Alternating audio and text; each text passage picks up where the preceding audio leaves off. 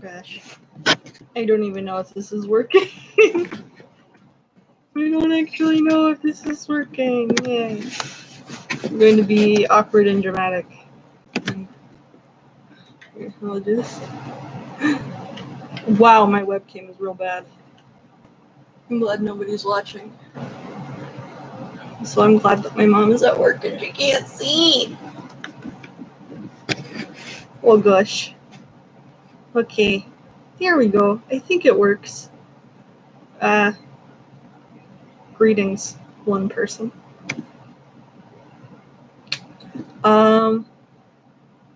So this is my first attempt at reading some stories online for no reason, because why not? I thought it'd be fun.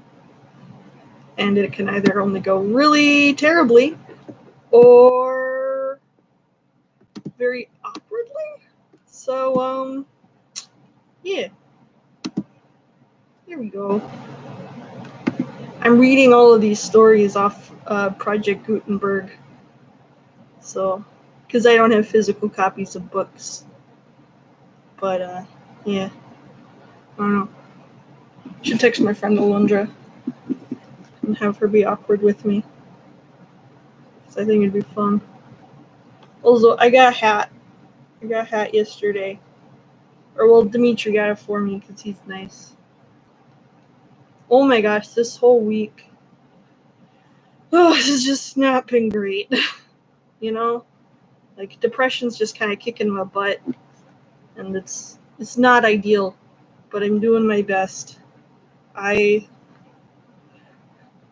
made sad breakfast this morning, which consisted exclusively of 2 English muffins that I failed to cut properly, and then holding all of these tiny little English muffin crumbs in my hand, I was like, you know what, screw it.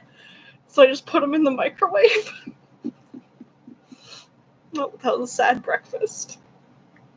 And it was sad. But my tears were very salty, so it helped out real nice. So,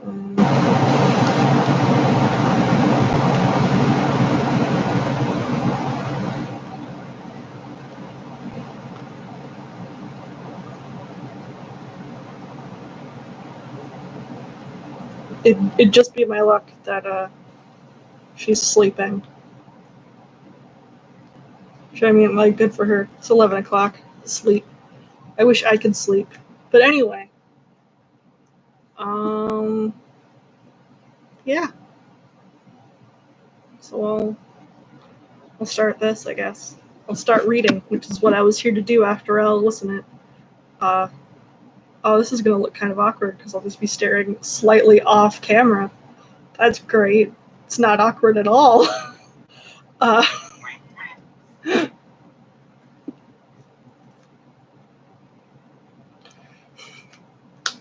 Great.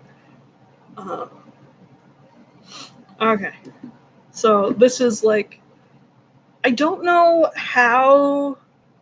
the dating on this, but this is like Grimm's Fairytale Rapunzel, which is not like Disney at all. I read it earlier this week. I think I read it like Monday night. I'm like, oh damn. I'm just like, oh damn. This is heckin' dramatic. So here, I'll do my best dramatic voicing as I go through this. So let's see. And then I'll just read it normally. So, there once was a man and woman who had long in vain wished for a child. At length, the woman hoped that God was about to grant her this desire. These people had a little window at the back of their house from which a splendid garden could be seen, which was full of beautiful flowers and herbs. It was, however, surrounded by a high wall, and no one dared go into it because it belonged to an enchantress. And she had great power and was dreaded by all the world. One day, the woman was standing by this window and looking down into the garden, and she saw a bed which was planted with the most beautiful It says rampion, which I don't know what that is. It's a plant. I should have looked that up. 1 second, I'm going to be awkward and look that up right now. I mean, I know it's a plant. Thank you, Google. Ooh, it's actually dope and real pretty. I wonder if I can... Aw, never mind. I can't show a picture of it. But it's a really heckin' pretty flower. Anyway, so she got this rampion, yeah? Jeez. I knew this was a mistake. So she looked in the garden and saw a bed which was planted with the most beautiful rampion, and it looked so fresh and green that she longed for it and had the greatest desire to eat some of it. But I don't know if it's edible or not, so that's dangerous. Anyway, this desire increased every day, and as she knew that she couldn't get any of it, she quite pined away and looked pale and just miserable. Then her husband was alarmed and asked, "What aileth thee, dear wife?" "Ah," she replied, "if I can't get some of the rampion which is in the garden behind the house to eat, I shall die." The man who loved her thought, "This bitch crazy." Just kidding. Uh, the man who loved her thought, "Sooner than let thy wife die, bring her some of the rampion thyself, let it cost thee what it will." And in the twilight of the evening he clambered down over the wall into the garden of the enchantress, hastily clutched a handful of rampion and took it to his wife. She at once made herself a salad of it and ate it with much relish. So she took pickles, chopped it up. I'm hilarious, thank you. She, however, liked it so much, so very much, that the next day she longed for it 3 times as much as before. If he was to have any rest, her husband must once more descend. Hey, Launder's here. Hello. I'm reading Rapunzel. It is great. Anyway, uh,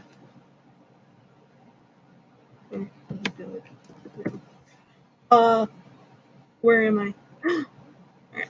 So if he were to have any rest, her husband must once more descend into the garden in the gloom of evening. Therefore, he let himself down again, and when he had clambered down the wall, he was terribly afraid, for he saw the enchantress standing before him. "How canst thou dare," she said with an angry look, "to descend into my garden and steal my rampion like a thief? Thou shalt suffer for it." "Ah," answered he, "let mercy take the place of justice. I only made up my mind to do it out of necessity." Bull's fast. "Ah, my wife saw your rampion from the window and felt such a longing for it that she would have died if she not got some to eat." Then the enchantress allowed her anger to be softened and said to him, "If the case be as thou sayest, I will allow thee to take away with thee as much rampion as thou wilt. Only I make one condition. Thou must give me the child which thy wife will bring into the world." You know, as it goes. "It shall be well treated, and I will care for it like a mother." The man, in terror, consented to everything, and was when the woman was brought to bed, the enchantress appeared at once, gave the child the name Rapunzel, and took it away with her. Oof, I'm just casually spitting on my computer. This is fine.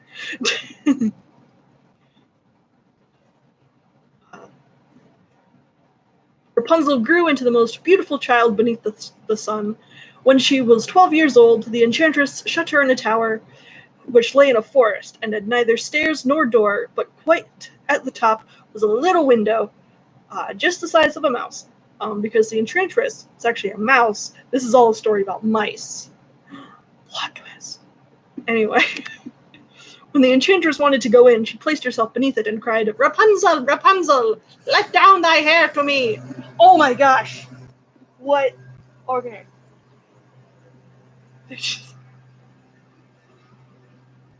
They just casually started doing lawn mowing. It scared me a little bit, not gonna lie.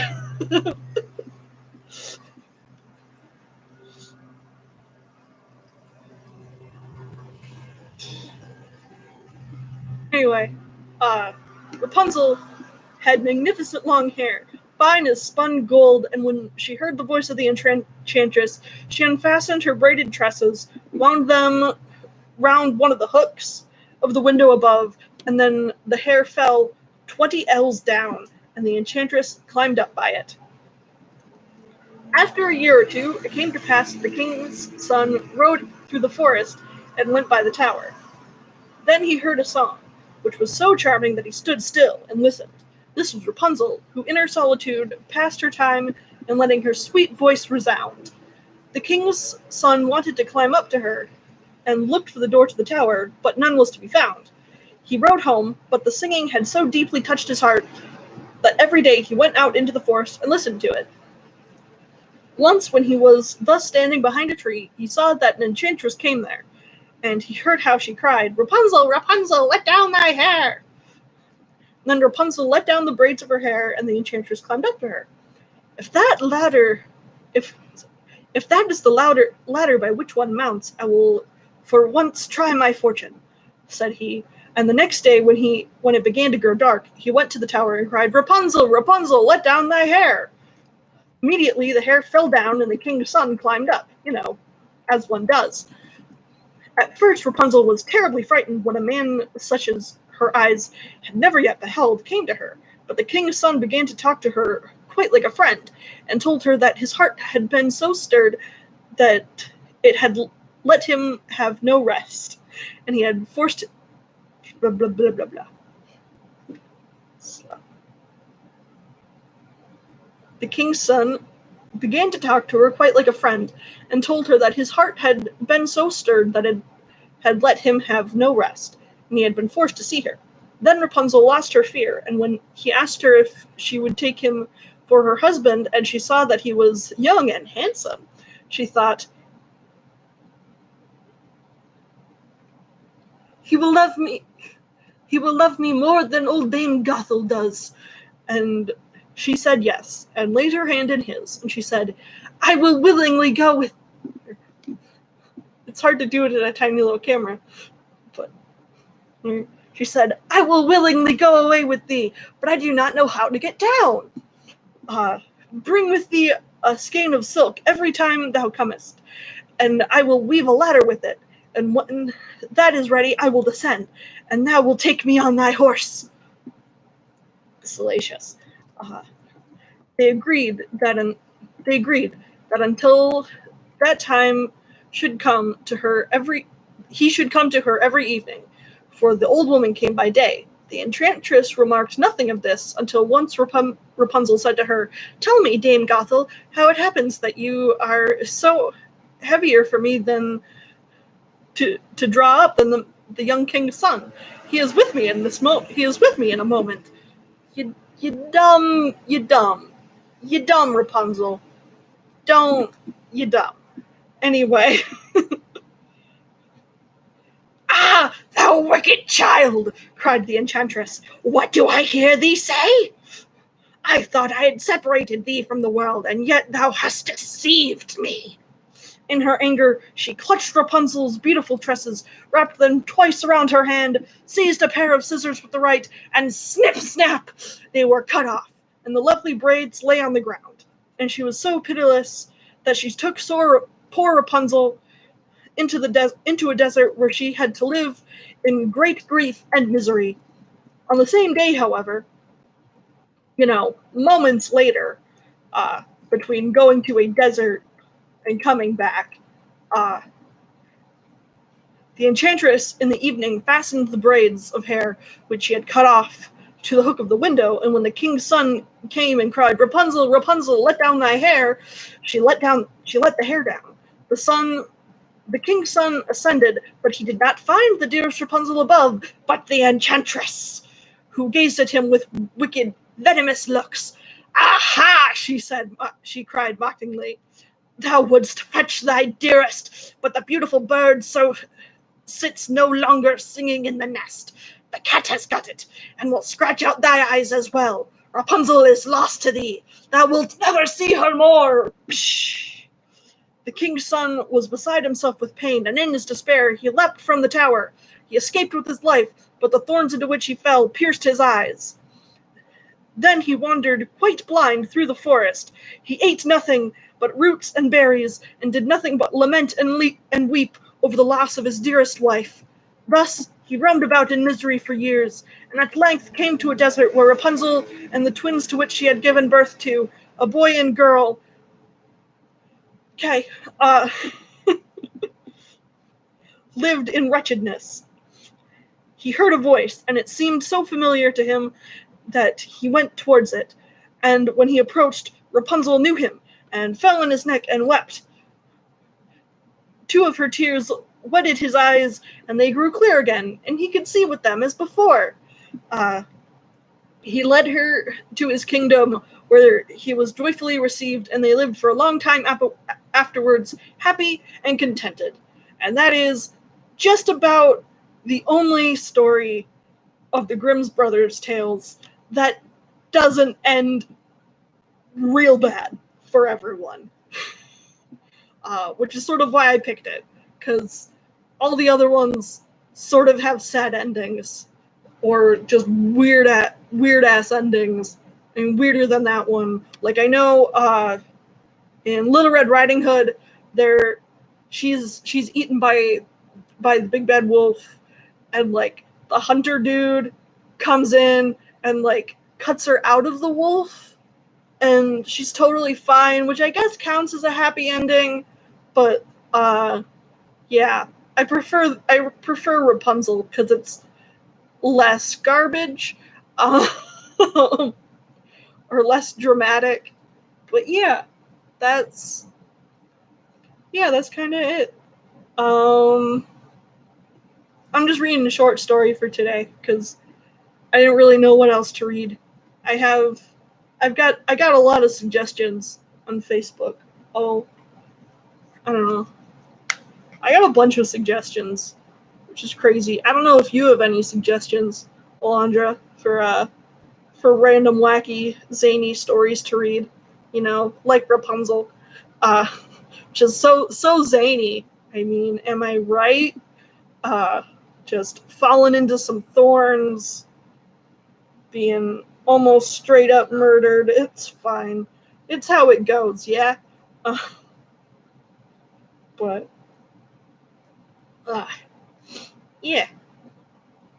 You know, I thought it was going to take longer. I thought it was going to be a longer read for some reason. I thought it'd take me to about a half hour, but alas, it did not. Also, I don't know how to feel about one of my friends suggesting I read Watership Down. No. Because isn't that the one with the oh my gosh, that's the one with the rabbits, right? Watership Down. It's just like, oh man, no. I've heard about it. I don't want to watch it. It sounds real bad. Just casually, yeah. But I don't know. I should ask for short story suggestions. That's what I should have done. Yeah, it is the one with the bun buns. Yeah. Yeah. Hmm. Ah. It's been. I think it's been good. I think I'm gonna call it for now. At some point I'm gonna like actually straight up read like full novels with big old chapters, but uh, uh, honestly, I might start with White Fang just because I like that book a lot and I have it. I don't know, or at least I keep telling myself I'm gonna read White Fang. It's just one of those things. But also, once the stream is done, I get to listen to it back and look at all the audio. Ooh, Great Expectations. I don't know. So I remember reading part of Great Expectations, and it just, I don't know, man. I don't know. I slept through Great Expectations, uh, but I don't know. Yeah. Also, the other kind of reason that I've been putting this off is because I am technically already reading a book, but I'm so far in. I'm like, see, I'm like halfway through Hitchhiker's Guide to the Galaxy, which is great. I heckin' love this book, but like, I don't know. I feel like I'd rather finish it first and then maybe read it like online. Um, I think next time I'm definitely gonna have a physical book because I think that's a lot easier for me to read than scrolling through Project Gutenberg online. But yeah, I don't know. This was an interesting experience. I'm gonna I don't know. I think I might take a nap and then figure out how to make a good reading book live stream thingy. But yeah, thank you for joining. Thank you for being here with me and experiencing all of this. Because this is a new thing for me and it's an interesting time.